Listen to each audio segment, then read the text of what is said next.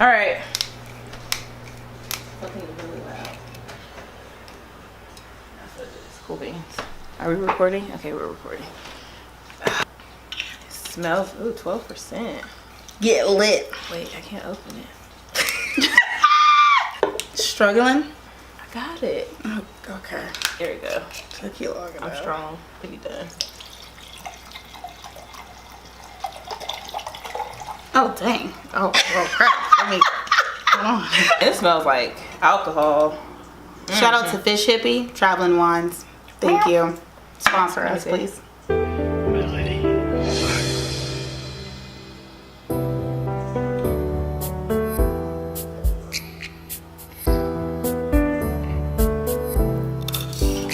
Oh, that's good. Hey y'all, it's Jazz and Kia back here with another Black Girl Lit book review.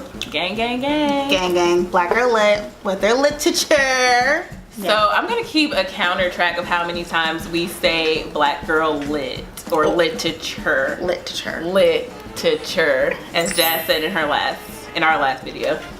So today's book is, this was my choice. This is The Bells by Dhonielle Clayton. It is a fantasy novel. I'll give y'all background on the author. I'm with the times now. I put my notes. Welcome to 2019. I put my notes in my phone, and I had to organize them. Okay, so Dhonielle, she's from DC. She lives in New York now.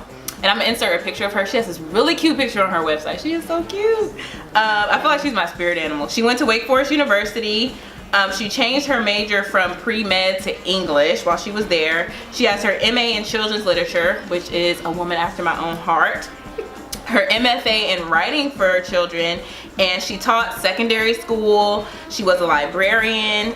She has a nonprofit called We Need Books, and now her next plans are to go to culinary school and to open up a restaurant. That's interesting. You know, based on like the book and stuff, I thought she was gonna be like from New Orleans or something. I know, yeah, that was really like, there was nothing about New Orleans, and she looks very like nerdy and and I love that though. I love it. I love the fact that she looks nerdy. So now we're gonna talk about our reactions to the book and our feelings about it, and then we'll get into major scenes. So I've been talking, so we'll let Jazz go. She has a lot of I do have a lot of notes. So just to give you some background on the book and what it's about. So The Bells is a fantasy novel, kind of, and it takes place in Orleans, which basically is like a kingdom version of what I assume would be New Orleans, or New Orleans, because their symbol is a fleur-de-lis. Fleur-de-lis sounds French. Okay, fleur-de-lis. And basically it's a story about how this kingdom, everyone is born essentially ugly. They come out with skin that's really gray and red eyes, and no one is attractive. But there are these certain people who are born with normal colored skin and hair and who are really beautiful, and those women are called the Bells. And the Bells kind of help make the people of the kingdom beautiful. So basically the people, the citizens, they pay money to have these beauty appointments to where they're made beautiful, and the Bells set the standard of beauty for the nation or the kingdom, and everybody kind of wants to live up to whatever the new trend is beauty wise. So that's just kind of a synopsis of like the background of the book and I guess the whole storyline. And then also there's a beauty minister who works really closely with the Bells, and she kind of helps to create the beauty laws. So initially when I first started reading the book, I was slightly confused because it kind of just starts off like, hey, you know, they're like the coronation essentially of the Bells, and I was like, okay, no background, it just really jumps right into it. Yeah, and then there's a lot of words and terminology that are used throughout the book related to like the story and like specifically to this kingdom, and I was really confused. I was like, I don't know what any of these words mean. There wasn't a lot of context clues given. No glossary, nothing. But as you read, you start to kind of use your context clues a little bit more, and you start to get an idea of exactly what's happening.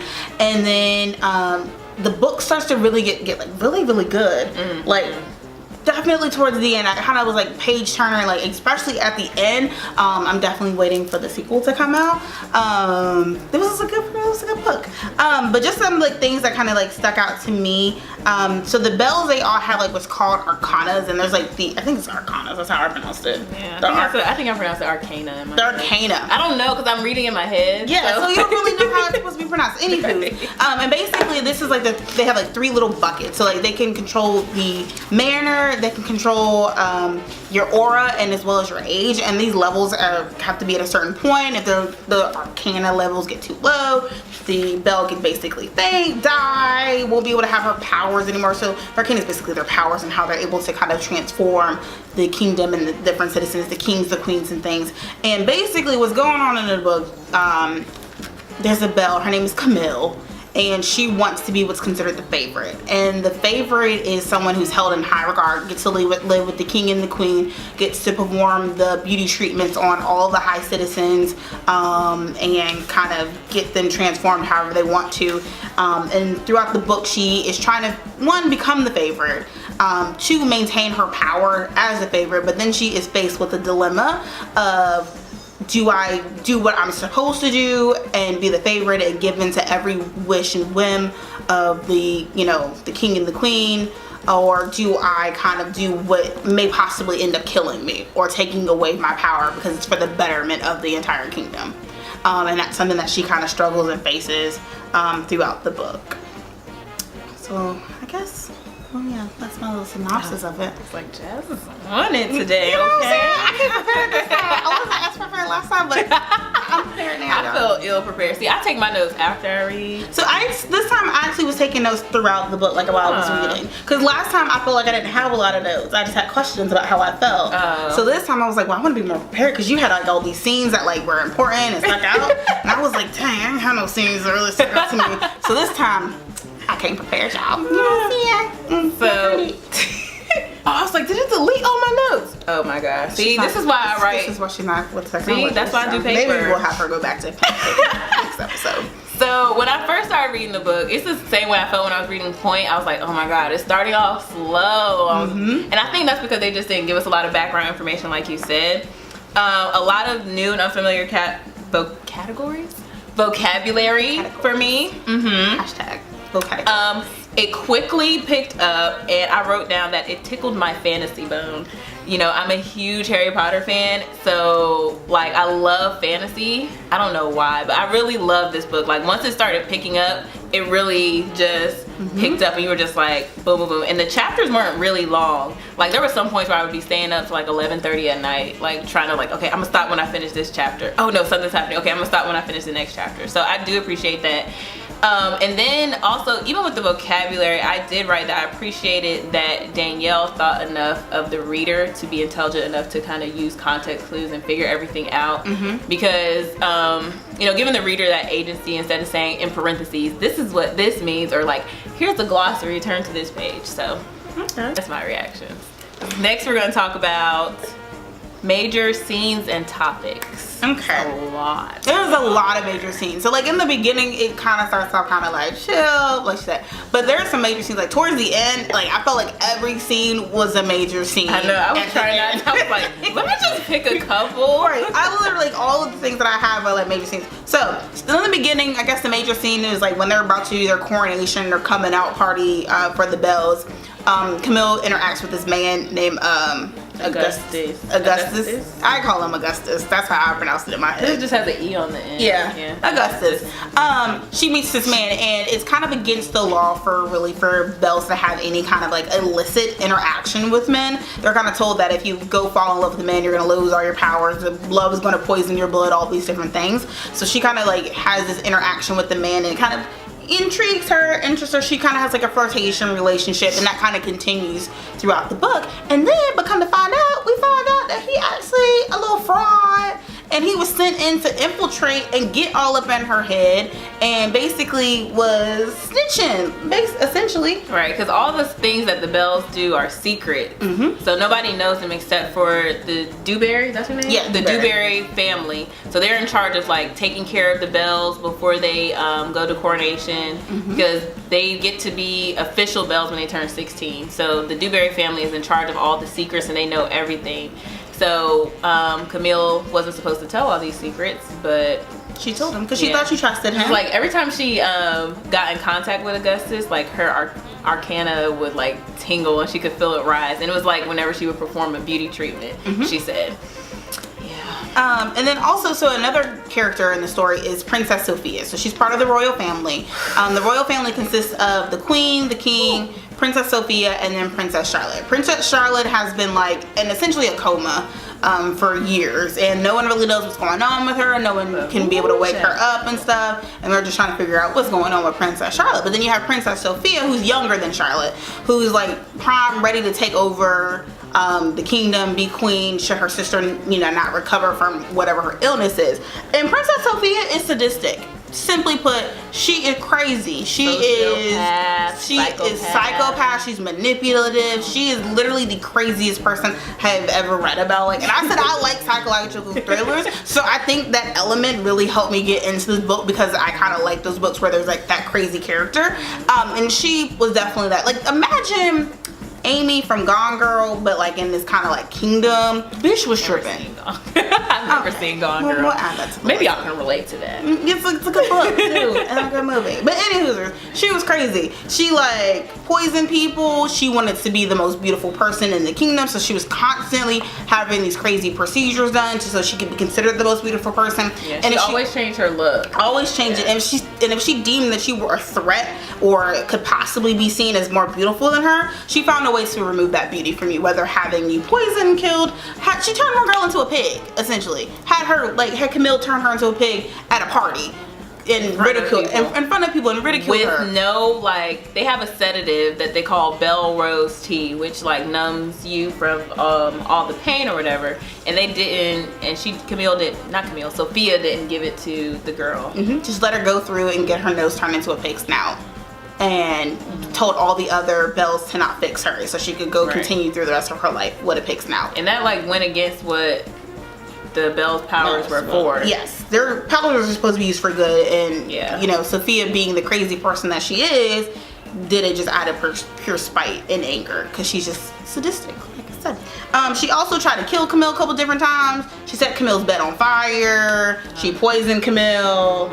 She was just legit crazy. Then she tried to frame Camille, had Camille and another bear, Amber, essentially kill Princess Claudine, which is like another princess, so like, you know, like the higher up, like her, it's one of her ladies in waiting, cousin princess type thing. Had her killed, and then basically had Camille and Amber arrested and sent to prison because she's just crazy. She's just essentially crazy. I put Amber and Camille trying to, well, they were competing over Lady Claudia. There we go. I wrote her name down. Claudia, and they were like changing her like back and forth.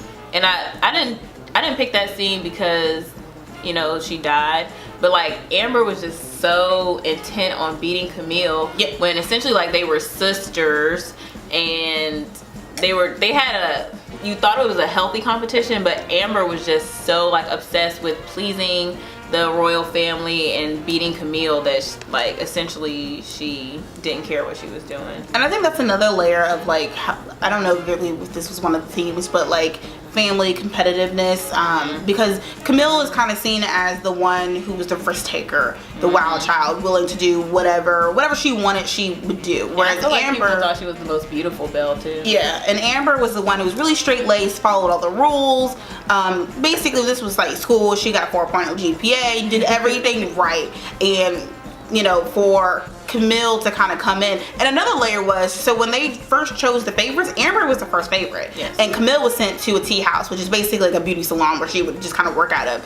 And something happened to where Amber was no longer the favorite, and they asked Camille to be the favorite. So I think that added another layer of tension within their relationship. And so this opportunity where Sophia's like, hey, I want you guys to take turns on changing up Lady Claudia or whatever, Amber got really, really into it, more so than I think she should have, and that kind of culminated in Lady Claudia dying, and then hence the framing, and then going to jail kind of thing. The end of that book was so intense. Oh my god. It's a really good book. So one of the questions that I had, right, because I have my questions and how I like to relate books to like current events, what's really going on in like our world. So would you consider people like Kim Kardashian, would she be a Belle where people are trying to look after her, like model themselves after her, or is she a person who is going to Belle's to kind of match whatever's going on with the beauty trends? Is she the trendsetter, or is she a trend follower?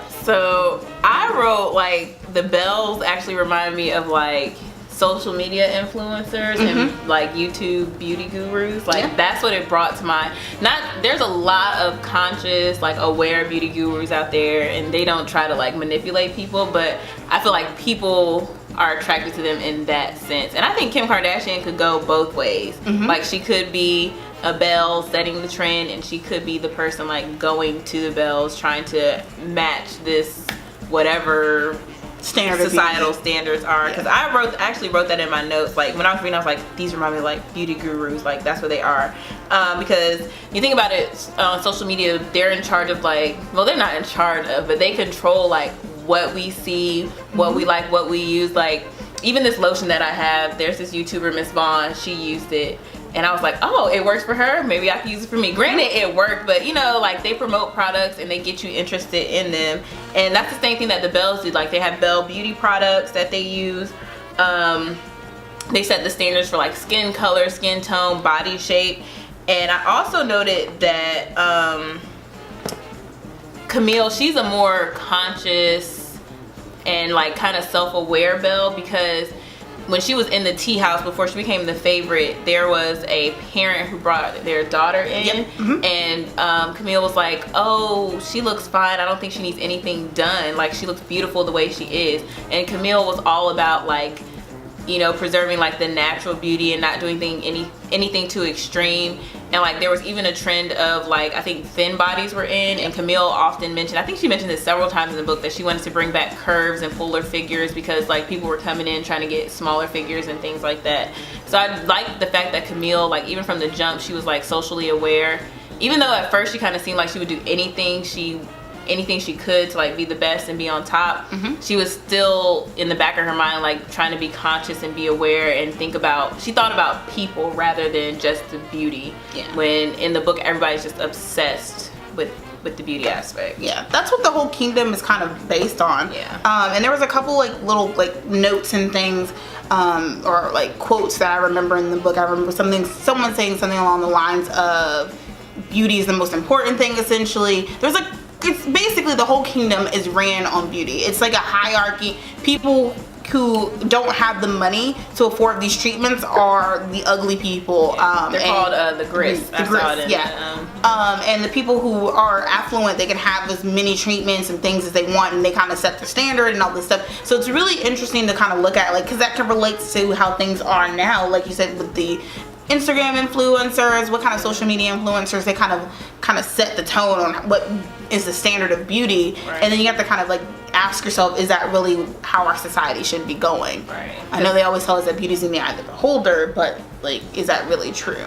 I mean, because you can, like back in the day when we were growing up, it was all like magazines and newspapers, like you would see like how photographers would like Photoshop people's bodies and make them look smaller and stuff like that. But now with social media, you just have 24-hour full-time access to it, and you can't really shut it off. And I feel like that's how Orleans is in the book. It's just 24 hours constant, like beauty, and if you can't afford it, then your beauty will fade. So I feel like the Bells were kind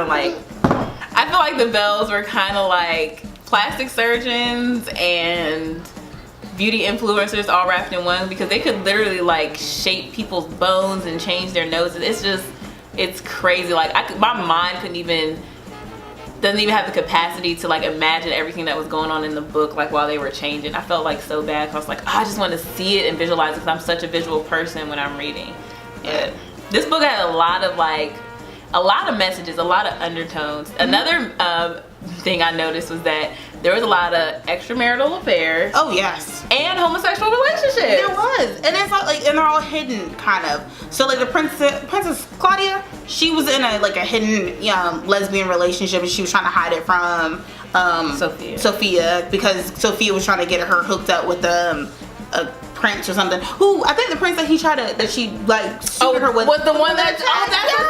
I didn't even write that down. Yeah. So there was a scene where Camilla's doing a beauty treatment on this prince, or this man of court, and he essentially like attacks her, like tries to like rape her. And it's a really crazy scene, and Camilla like tries to tell everybody like, hey, a rapist, he tried to apparently had done it to her sister Amber when she was the favorite, and she's like, yeah, we need to get this man removed from court. And everyone was like, oh yeah, we know about that. We know about his predilection. But the queen was on her side. The queen was on her side, but everyone else, we'll just kind of ban him from court for a little bit and put him in what they call starvation box for a couple of days. But then that never really happened, because shows back up at the end. He shows up, Sophia has and she's about to hook him up with her friend essentially.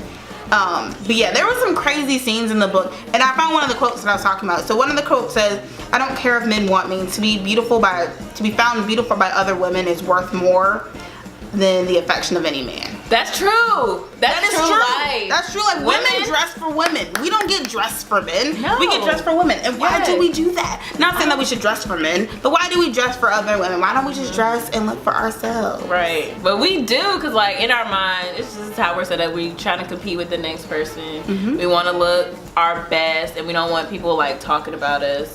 So I mean, I want to say this. Not all the time do I dress for other women, but every time you go out, you always be like, girl, what you wearing? Like, even for this video. I asked her what she was going to wear. Yes, and then Dash shows up, and I'm like, okay, what am I going to put on? Like, I want to look as good as she does. I don't want to be looking on this video, and then y'all looking at me like, ooh, Nikea, you look broke down this time.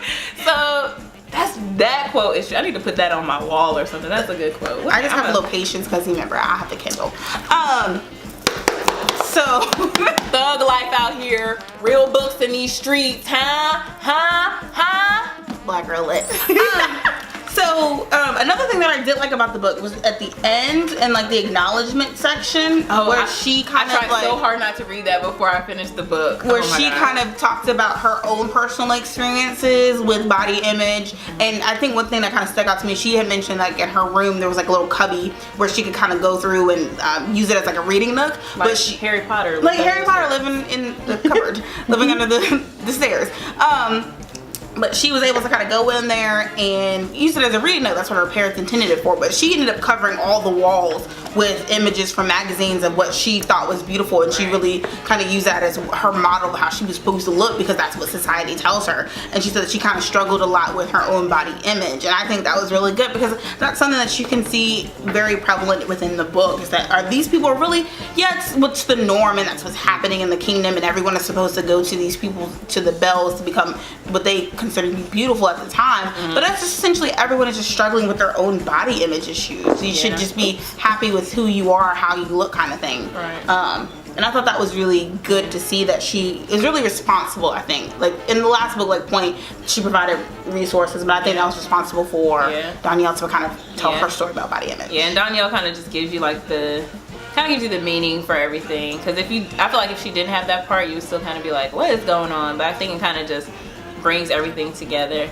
There's one more scene I wanted to mention was when, what's her name? Where Arabella revealed that she and Camille are the same. Oh yes, I forgot about that. Because what you don't know until the end is that elves are grown, not born. Like all of their powers lie in their blood. So I'm not gonna give everything away, but oh god, this book is so good. But all their powers lie in their blood, and essentially they're grown, and then they're raised by other bells, which they call Mummins. don't know. Dhonielle, tell us, girl. Mamas? We know you watch this video. You can tell us how to pronounce these words if we're pronouncing them wrong. Please, we'll tag you. let us know. But I thought that was really dope. Like, because usually when the new Bells become in, the previous generation like goes back to their house and raises the new Bells, the baby Bells or whatever.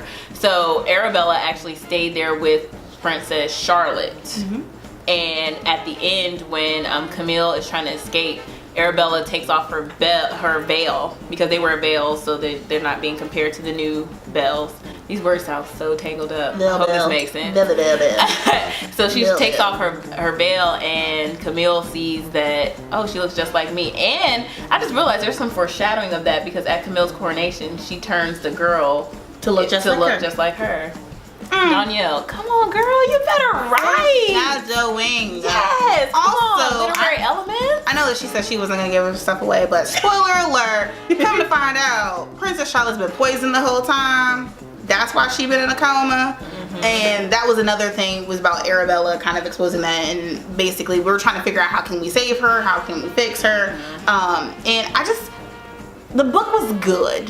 It was very, very good. And there's sequels coming out. We're gonna read the sequel. I'm excited for it. I'm gonna tell you when it's coming out. I'm about to find out. Because it's just different. It's very different. I said, you don't see black people in fantasy. No, there's not a lot of black fantasy like books, characters. So I think for us to have it was definitely good. Like I said, at first I was confused because I was like, I'm not really sure what's happening. Nikea, why are you confused? That's exactly what I said. The sequel is called The Everlasting Rose. Okay. So we're gonna find out when it comes out. I might have to just go ahead and pre-order that hoe. I mean, the book is just good. And I think for me, also just being a woman, and like there's scenes where they were talking about, they made a beauty law where they March 5th, sorry. March 5th, took it long enough. There's a scene where they talk about like a beauty law where basically they said that no breast should be larger than a melon, and I was like, well dang, I'm gonna go to jail.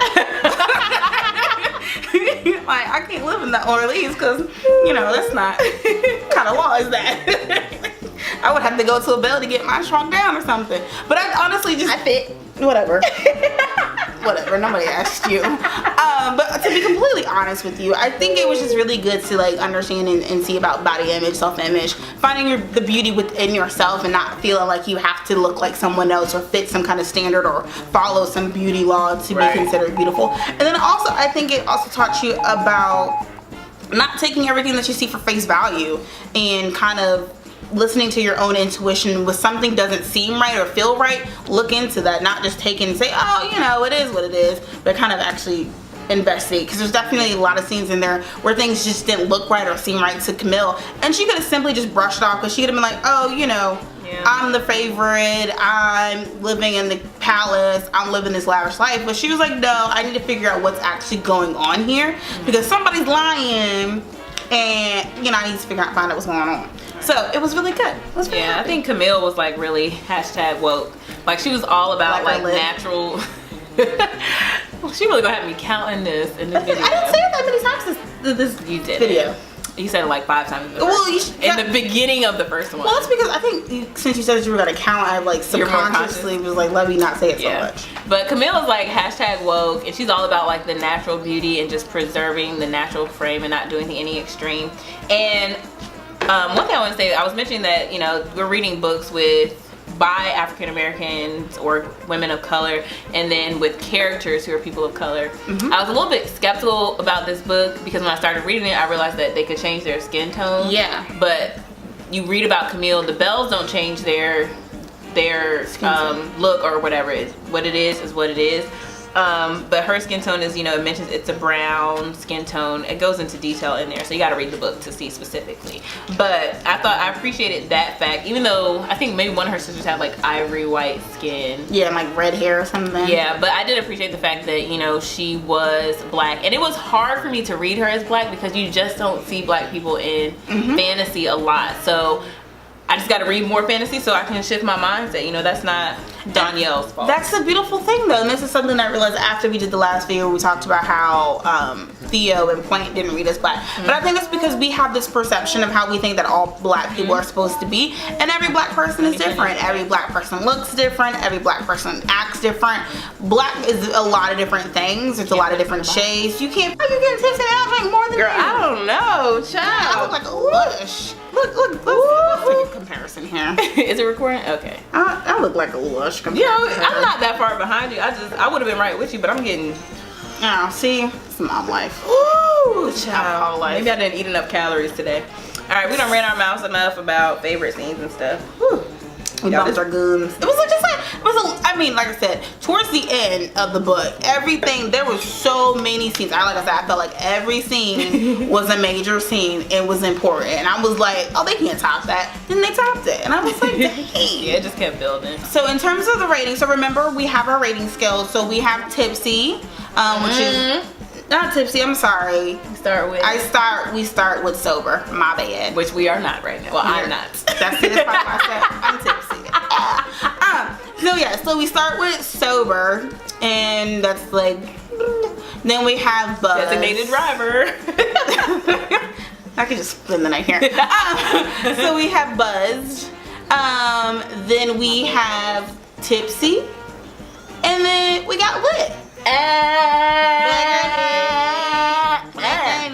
You know when you lit, you always stick your tongue out and you be like, That reminds me like of that meme, or like somebody posted something like, there's nothing more annoying than you hear yourself going, "Hey!" in the back of the video. Yeah, that's actually true. I have several videos of instances of Harper wants me to make her waffles. Okay, so we're gonna rate. Yeah, so you rate first because I rated first last time. Okay, so my rating is lit. I put 4 fire emojis. Y'all see that? Lit. Look at that. 4 fire emojis. Lit. I loved this book. Lit. Like I said, it started off a little slow. Lit. It's black girl lit. It's not just lit. It's black girl lit. But I love this book. Like I said, it started off a little slow, but I like the fact that it built and it never like went down. Like the vocabulary was a little hard, but I appreciated that because then Dhonielle was like, I love her name by the way, Dhonielle. I hope we're pronouncing that right. Yes. Correct us if we're not, girl, because I know you watch it. But I love the fact that she thought enough of us to say, y'all are smart enough, y'all are intelligent enough to figure this out, so I'm not just going to be, you know, what do they call it? What do they call when you talk down to people? Condescending. There we go. Black girl smart. It's in my brain. But I appreciated that. Like, yes, the scenes were very well written. It kept me wanting to read. I told y'all I just kept staying up. I had to force myself to go to sleep sometimes. So yeah, yes. Okay. So in terms of my rating, I would match, and I would say that the book is lit. And the reason why I deem that it is lit is because it actually, towards the end, it wanted to read more. Hey girl, back there, lit. It made me want to read more, and when the book ended and it ended on kind of like a cliffhanger, I was like, oh my god, where's the next book? And the feeling that it gave me lets me know that this is a lit book, because if you read a book that ends on a cliffhanger or watch anything that ends on a cliffhanger and you don't care and you're not interested to want to know what happens next, it's not something that compels you or is interesting to you. But this book did that to me, and I definitely feel like it's a lit book. I think it's very different. It's completely outside of the norm in terms of fantasy. Even for fantasy, I think it's really, really different. It's very well written, very descriptive. I could see the dresses, the ball gowns. I could see where they were. I could see everything. I felt like I was there, and I think all of that makes it a very lit book. So Dhonielle girl, you have gotten a black girl lit book. Hey. So thank you. And I will say, this book came out last year in 2018, but I'm glad we didn't read it until now, and the new book comes out next month, so we don't have to wait so long. Thank goodness. Yes. So, I mean, that's it for this, y'all. So the next book that we're reading is called The Education of Margot Sanchez by Lillian Rivera. So Latina standard, Puerto Rico, Boricua, Borera, Dominicana, Colombiana, She wants waffles. But this is the next book we're reading. I feel like we're gonna finish this in a week. It's really quick. Yeah, it's very short. So yeah, we're gonna come back with y'all with the realness, the real books, the realness. So like, I'm gonna put our cash apps below. Cash app me. For real, we just trying to read and buy books. And y'all, I want to tell y'all something. So I got a message on my Facebook today from somebody who has a book club, and they want our book club to come to their book club's 10-year anniversary. Cause we lit, y'all. We black girl lit. Okay, so I was excited to see that other people are actually watching our videos and seeing them. So if y'all like our videos, give it a thumbs up, drop some comments down below, give us some book suggestions, let us know what you're reading, give us some opinions on our reviews, what we can add to it, take from it, you know what I'm saying? Oh, and shout out to Brandy Colbert from Points, because she liked our post, because we posted, tagged her in our post on Instagram, and she liked it. So hey girl. Yes, we do have social media. Are we gonna do our social media? We'll come back to that. I'm not doing Yeah, so we snagged the username. We snagged them. Okay, but you know, we're trying to build a little bit, and then we'll drop that on y'all. But you know, follow Jazz at Lenny Nora. Lenny Nora. Follow me at Nikea JaLynn, and we're just gonna get it on and shpoppin'. Shpoppin'. Cardi B needs to write a book. I would read it. Oh god. All right. So this is how we end the video, I guess. I don't know. Thank y'all so much for watching. Thank you. Make sure you subscribe, like this video, y'all. So these are on my channel right now, but you know, if they start getting popping, we're just gonna create a whole Black Girl Lit channel, so y'all can go right there. But it's on Nikea JaLynn right now, so go ahead, give it a thumbs up if you like it. If you don't like it, give us a thumbs down. Don't give us a thumbs down. It's okay, but that's still interaction. It is interaction, yes. But if you thumbs down it, tell us why. Yes, please give us some. We're open to you know, criticism and understanding, but we can do better to improve our craft. Yeah. So please rate, comment, and subscribe.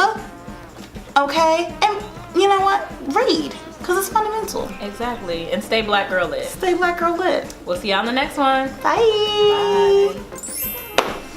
Ah, that was good. Mm-hmm. Oh yeah.